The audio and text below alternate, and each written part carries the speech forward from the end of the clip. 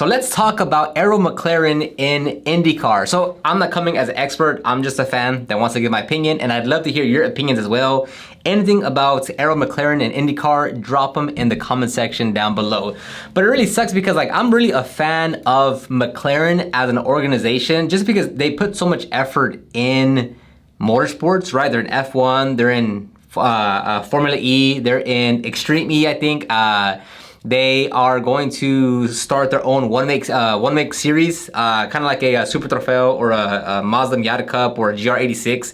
They're gonna start their own one-make series as well, and I think in 2025 or 2026. So it really sucks that in IndyCar they put they have so much resources. If you ever go to an in-person race, they usually have the nicest setup and the nicest everything because it's McLaren, and to not really have much results from it. Now, yes, Pato O'Ward is awarded the win for St. Pete after Joseph Newgarden was disqualified for the push-to-pass controversy, whatever it is. But it still sucks that Pato O'Ward has I think one of the higher salaries, right? Because with McLaren going to courts with Alex Palou, something that was exposed in the details that they were sharing is that I think Pato O'Ward is on a $3 million per year salary. And a lot of other drivers or around the paddock were kind of eyeing that salary because there's a lot of other drivers that have more of a higher pedigree, that have more wins, that have more of everything, and they don't have that same kind of salary. Now, obviously, IndyCar, you're not playing with those kind of numbers like you are in F1 or NASCAR. It's just not that kind of series. I think it's kind of the salary is increasing just because I think Marcus Ericsson, one of his gripes with the contract negotiation was that he wanted to be a higher paid driver for being a top driver. So I think the salaries are kind of moving upward. Joseph Newgarden is going to be out of contract, I think this year or next year. So it'll be interesting to see where he goes. But anyways, Pato O'Ward has one of the biggest contracts, if not the biggest contract in IndyCar. And what has he shown for it, right? And again, I'm not hating on anyone. I'm not here to prey on anyone's downfall. But it just kind of sucks to where they put so much effort and it just nothing really falls their way. Again, he has a St. Pete win, but you want to give the team a proper winning. I mean, at Barber Motorsport, great venue, by the way. We went there for the first time this past weekend, and it was fantastic. It's such a beautiful track and venue. Definitely recommend you guys go if you get the chance next year. I mean, but the results were just terrible. What was it? The finishing results for Barber Motorsports was P22 for Theo Pourchaire, which he got the highest position, being his second drive in IndyCar.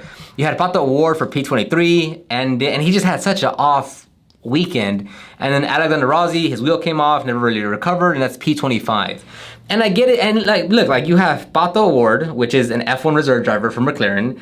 You have Alexander Rossi, who was a previous F1 driver, albeit for a very short career. Nonetheless, he was in Formula One. And now you have Theo Pourchaire, who's filling in for a now released David Malukas. And it just sucks because David Malukas was supposed to be under contract to drive. He came from Dale Coyne Racing, stepped up to Arrow McLaren, injured his hand on some biking incident, missed 4 races. Apparently in the clause, in his contract, there's a clause where if he misses 4 races, they're able to release him. They released him. And it sucks because, again, I'm looking at as McLaren as the organization, Arrow McLaren, because obviously McLaren F1 is different than Arrow McLaren. The difference is Arrow McLaren in IndyCar.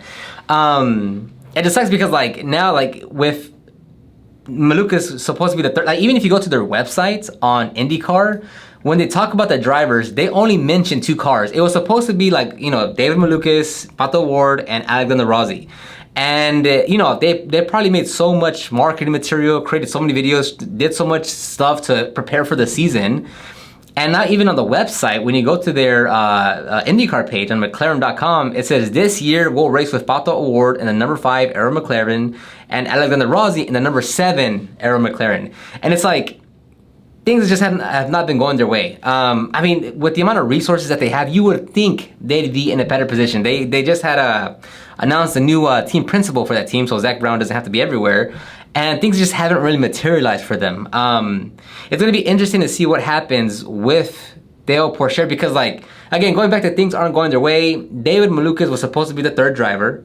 He gets injured. They call him Ilott, which again, like he's he was at Dale Coyne. They released him. He might go somewhere with IndyCar, but Callum Ilott got in, right? And then the next race, he has he has to go fill his duties with the World Endurance Championship. So he can't drive for IndyCar, so they call up Theo Pourchaire. So Theo Pourchaire then does Long Beach, he does McLaren, and then they're like, okay, well, what do we do next? Like, we're just in this like middle ground between, is Malukas coming back? Is he not coming back? Well, Ilum could do these, but what if we want to kind of keep Theo, are we going to be able to use him for ovals? And then Ilott already did the testing in the ovals, and it's like, they're just all over the place. And it sucks because, again, like, as an organization, I'm a big fan of McLaren. I'm a big fan of Zach Brown. And to just not have anything materialize, I mean, it's probably just really disheartening for the team. And another thing is like, Pato Ward, I'm a fan of him. I want him to do better. But man, sometimes his attitude, I don't know if you guys feel that way. Again, leave your opinion down below.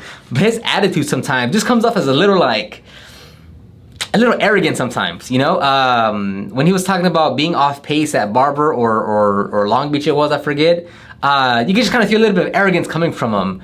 And I don't know, it's just as much as resources, as good as the liveries are and the marketing material, and that they're really putting their foot forward with having having good drivers, just nothing happens. I mean, Pato Ward, whatever lap it was, goes over a curb, rams into Pietro Fittipaldi. I always say his name wrong. Excuse me if I said it wrong.